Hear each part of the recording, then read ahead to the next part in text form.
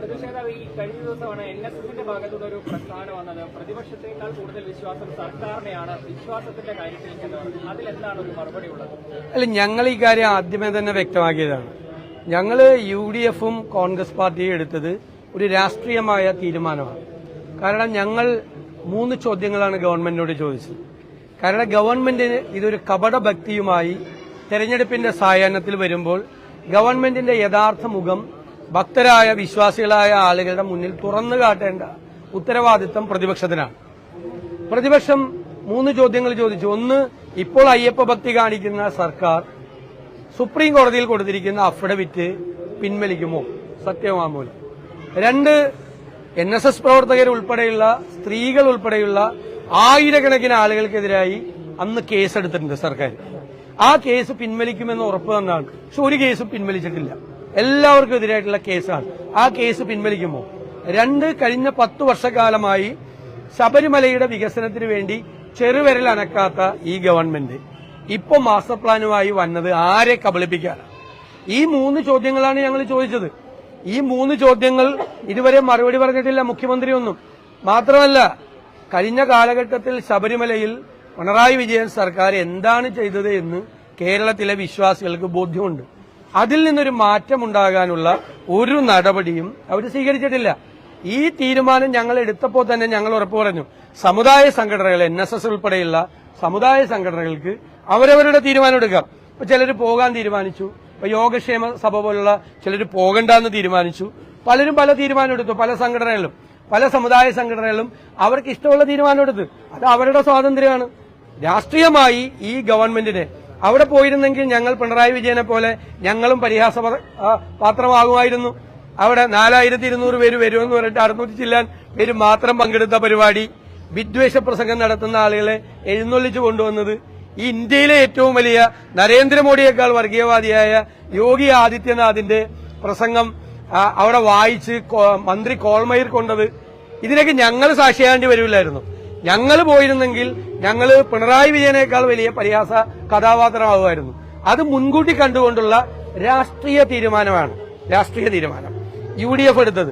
ആ രാഷ്ട്രീയ തീരുമാനത്തിൽ ഞങ്ങൾ ഉറച്ചു നിൽക്കുന്നു. ഞങ്ങൾ ശരിയാണെന്ന് വിശ്വസിക്കുന്നു.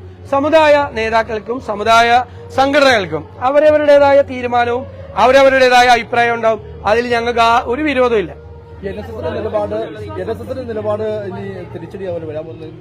അല്ലെന്ന്, അതൊക്കെ ഓരോ കാര്യങ്ങളിൽ ഓരോ സ്റ്റാൻഡല്ലേ. അവര് സമദൂര സിദ്ധാന്തമാണെന്ന് പറഞ്ഞല്ലോ. അദ്ദേഹം പറഞ്ഞല്ലോ, സമദൂര സിദ്ധാന്തത്തിൽ ഒരു മാറ്റവും ഇല്ല. സമദൂര സിദ്ധാന്തമാണ് അവരെടുക്കുന്നതെന്ന് പറഞ്ഞു. തെരഞ്ഞെടുപ്പ് ഇതുമായിട്ട് എന്താ ബന്ധം? തെരഞ്ഞെടുപ്പ് ഇതൊക്കെ ഓരോ വിഷയങ്ങൾ വരുമ്പോഴുള്ള നിലപാടാണ്. ഞങ്ങളുടെ നിലപാട് ഞങ്ങൾ വിശദമായി ചർച്ച ചെയ്തതിന് ശേഷം ആ നിലപാട് ശരിയാണെന്ന് അവിടെ നടന്ന സംഗമം 7 നിലയിൽ പൊട്ടിയപ്പോ എല്ലാവർക്കും മനസ്സിലായി. ഞങ്ങൾ ഏതായാലും അതിന്റെ ഭാഗമായില്ല എന്നുള്ളതിന്റെ സന്തോഷമാണ് ഞങ്ങൾക്ക് ഇപ്പോഴും.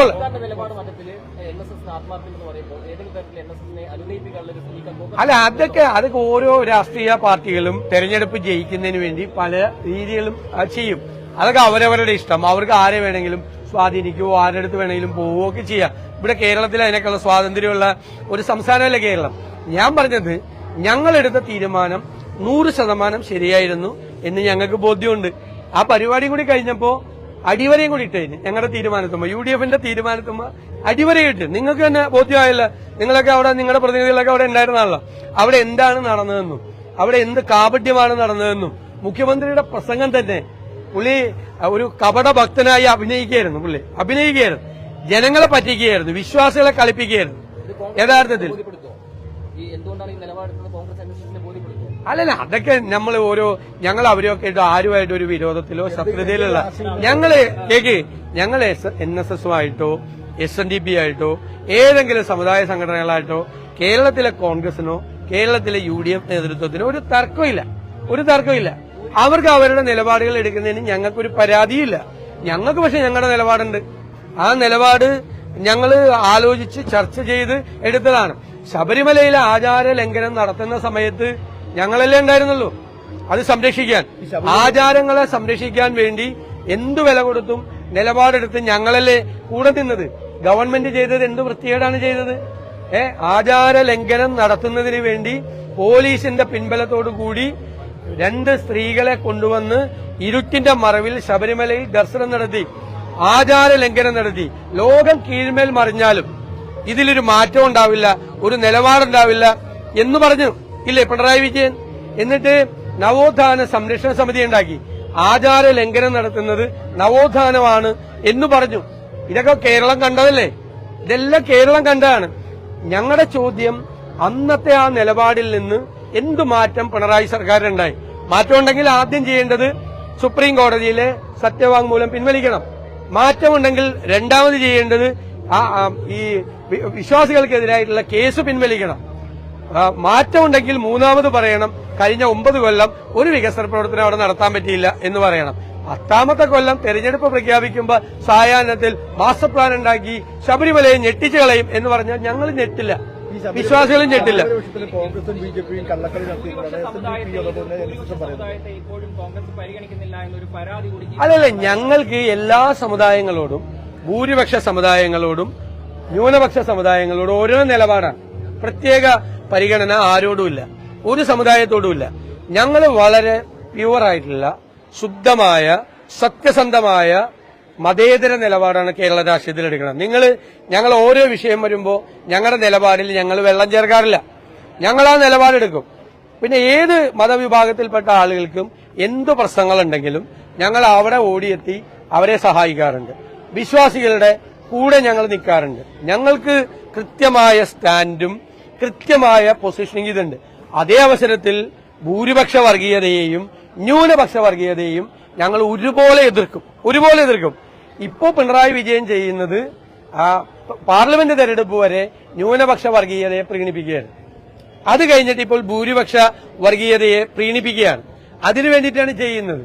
എന്താണ് ഈ 2026 കനത്ത തോൽവി കണ്ടിട്ട് ഉണ്ടായ ഒരു വിഭ്രാന്തിയാണ് ഇപ്പോ ഗവൺമെന്റിന്. അതാണ് അയ്യപ്പ സംഗമം. ഞാൻ ചോദിക്കട്ടെ, അയ്യപ്പ സംഗമത്തിന്റെ ഹോർഡിംഗ് കേരളം മുഴുവൻ വെച്ചിട്ടുണ്ട്. അയ്യപ്പന്റെ ഒരു ചിത്രം പോലും ഇല്ല. ആരും പറഞ്ഞില്ലല്ലോ. സ്വാമി അയ്യപ്പന്റെ ഒരു ചിത്രം പോലും ഇല്ല. ചിത്രം പിണറായി വിജയന്റെയും വാസവന്റെയും ചിത്രമാണ് വെച്ചിരിക്കുന്നത്. അയ്യപ്പ സംഘമാണ് പേര്. മനസ്സിലായി? അപ്പൊ രാഷ്ട്രീയമായി ശബരിമലയെ ദുരുപയോഗം ചെയ്താൽ ഞങ്ങളത് തുറന്നു കാട്ടും. ഞങ്ങളുടെ ധർമ്മമാണ്, പ്രതിപക്ഷത്തിന്റെ ധർമ്മമാണ്. ഞങ്ങളത് ചെയ്യും. സംശയം എന്താ കരുതല്?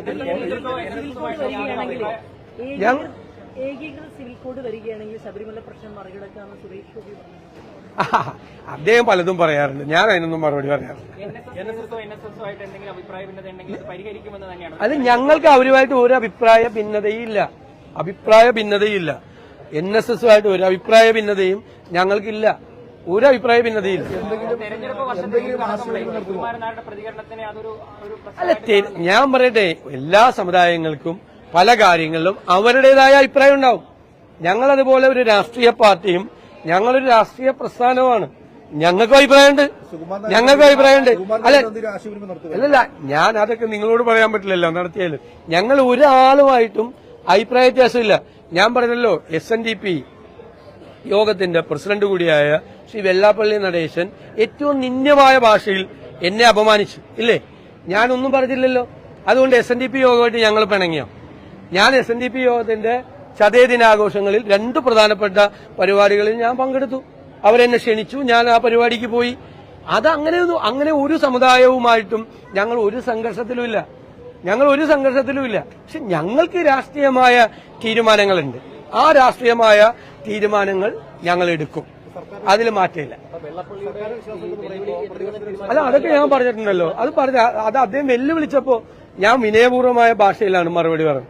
അദ്ദേഹം പറഞ്ഞൊരു മോശമായ ഒരു വാക്കും ഞാൻ തിരിച്ചു പറഞ്ഞില്ല. പറഞ്ഞോ? എന്നെ ഏറ്റവും മോശമായ നിന്ദ്യമായ വാക്കുകൾ ഉപേക്ഷിച്ച് പറഞ്ഞു. എനിക്ക് ഈ വിരോധമൊന്നുമില്ല. അതിങ്ങനെ നമ്മൾ ഈ സ്ഥാനത്തിരിക്കുമ്പോൾ ഇതൊക്കെ കേൾക്കാൻ വേറെ എന്തെല്ലാം കേസിൽ കേൾക്കണം.